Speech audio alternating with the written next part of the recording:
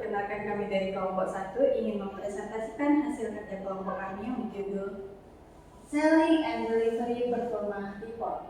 Analisis komprehensif tentang pertumbuhan penjualan, efisiensi logistik, dan tren pasar produk berdasarkan wawasan dashboard 2024 sampai 2025. Dengan dosen pengampu Ibu Nadia Arianti MBA, oleh kami, kelompok 1, saya Cut Anissa Jana, saya Fatul Dalvia, saya Sumairani. Yang pertama akan saya jelaskan, yaitu total penjualan.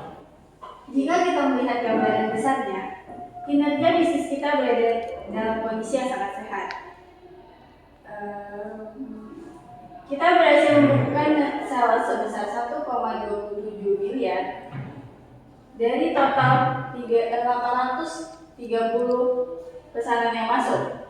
Dan hebatnya lagi, portofolio kita saat ini telah mencapai 77 jenis produk aktif dengan total volume kuantitas terjual mencapai 51.000 unit. Angka-angka ini membuktikan bahwa jalur distribusi internasional kita tidak hanya aktif, tetapi juga memiliki volume transaksi yang sangat tinggi. Yang kedua ada total pertumbuhan tren penjualan bersih. Jika kalian melihat grafik karya di layar, sepanjang tahun 2024 kita melihat pertumbuhan yang stabil namun moderat.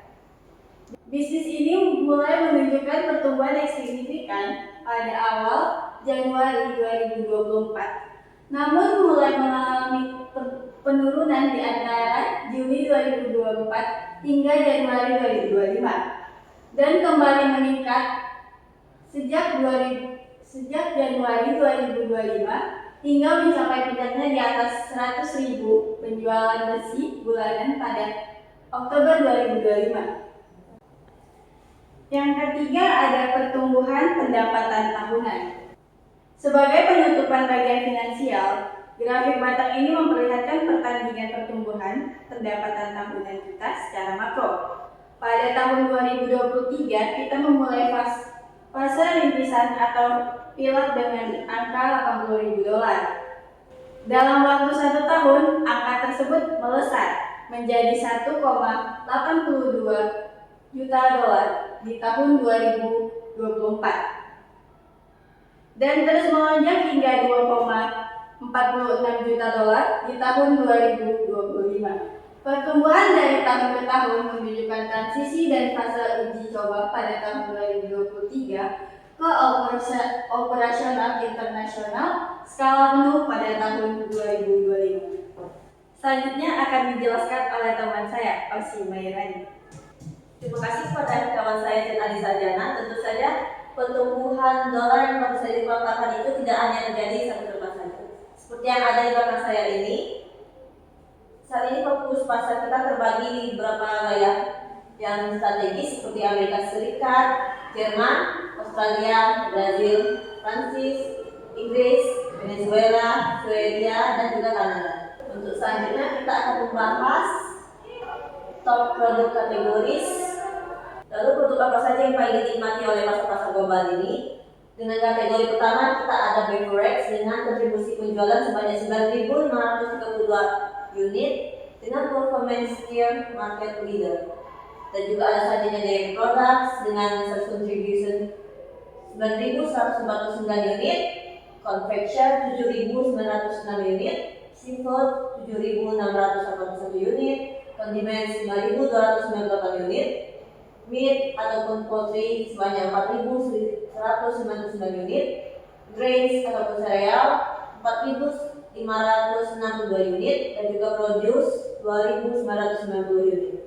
Untuk selanjutnya ada top 5 produk yang paling banyak terjual dengan nama produk yang pertama yaitu Camembert Period dengan sebanyak terjual 1.577 unit, Raclette Coeur d'Alpha dengan penjualan 1.496, Gorgonzola Pelino 1.397, Kunochi di Nona Alice 1263, dan yang terakhir ada Pavlova sebanyak 1158. Yang selanjutnya yaitu kita akan bahas strategi key accounts.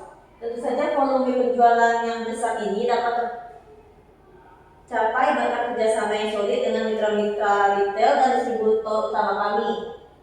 Ada 4 pilar pelanggan strategis yang menyokong bisnis kita saat ini, yaitu pertama, quick stock, yaitu mitra retail dengan volume tertinggi yang memiliki kebutuhan pemenuhan pemesanan mingguan secara konsisten. Dan selanjutnya ada Ernest Handel, distributor utama Eropa yang mengelola saluran distribusi di wilayah Australia dan Jerman. Dan juga Save a Lot Markers mendorong pertumbuhan signifikan pada sektor toko, diskon, dan grosir bervolume tinggi. Dan yang terakhir ada Rattlesnake Canyon, yaitu mitra utama berbasis logistik yang berfokus pada distribusi regional khusus. Untuk selanjutnya akan dibahas oleh teman saya, Kak Celinda Latte. Terima kasih pada saudari Ozimarani. Selanjutnya kita akan membahas mengenai logistik dan delivery health. Delivery health yang dimaksud di sini adalah kesehatan logistik, yang mana logistik itu berjalan dengan baik. Nah, suatu penjualan yang hebat tidak akan berarti apa-apa tanpa sistem penjualan tanpa sistem pengiriman yang dapat kita percaya. Nah, oleh karena itu, di sini dapat kita lihat tingkat pengiriman tepat waktu atau on delivery time di sini mencapai hingga 93,001% dari keseluruhan proses logistik, yang dimana mencapai hingga 772 pesanan yang pesanan tersebut sampai tepat waktu. Kemudian saya dalam reverse, di mana pengiriman terlambat yaitu hanya mencapai 37 order. Selanjutnya kita di sini ada pending fulfillment, yang mana hanya mencapai 2 sampai 3 pesanan saja. Sehingga dari grafik ini sendiri telah menjelaskan bahwa usaha ini memiliki sistem pengiriman yang sangat baik. Selanjutnya ada carrier distribution. Nah, kunci dari kesuksesan pengiriman adalah menggunakan strategi multi carrier, atau bisa kita sebut sebagai pembagian mitra kurir yang seimbang. Yang mana pembagian mitra kurir yang seimbang ini dapat meminimalkan risiko dalam proses rantai pasok. Nah, di sini kan membagi partner pengiriman ini menjadi 3. Yang pertama itu ada United Package sebesar 39%, yaitu di mana produk utama yang memegang porsi pengiriman terbesar. Mereka ini khusus menangani rute domestik Amerika Serikat dan wilayah sekitar Eropa. Kemudian ada Federal Shipping sebesar 31%, yang dimana kurir yang dikhususkan untuk menangani koridor pengiriman ke wilayah Amerika Selatan dan Afrika. Selanjutnya ada Speedy Express sebesar 30%, yang mana di sini kurir yang diandalkan untuk menangani pengiriman telat atau expedited serta distribusi skala lokal dan regional yang cepat. Nah, sehingga komposisi kurir yang seimbang ini sengaja dibuat untuk meminimalkan risiko rantai pasok. Apabila mungkin salah satu dari kurir ini bermasalah, yang lain ini bisa segera membackup.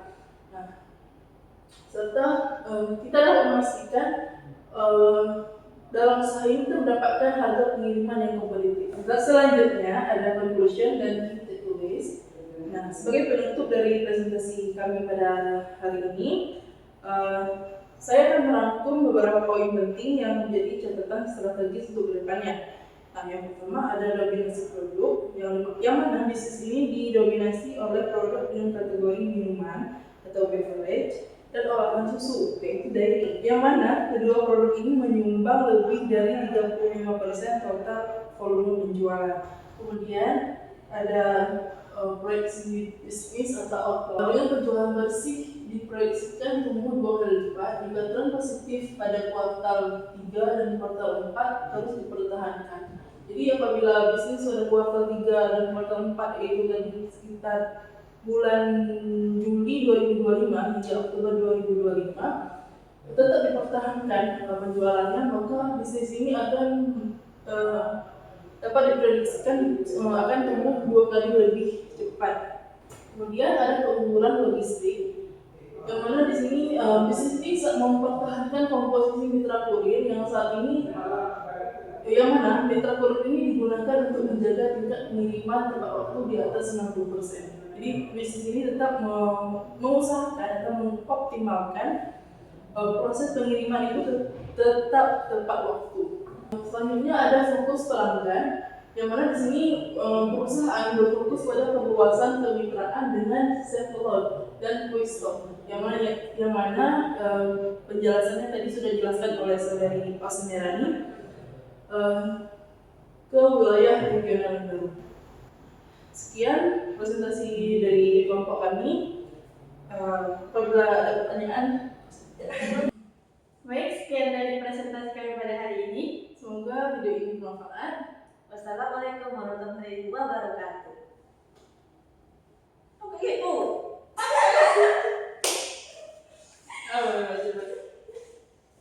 Jangan lupa subscribe ya guys. Tapi usah share.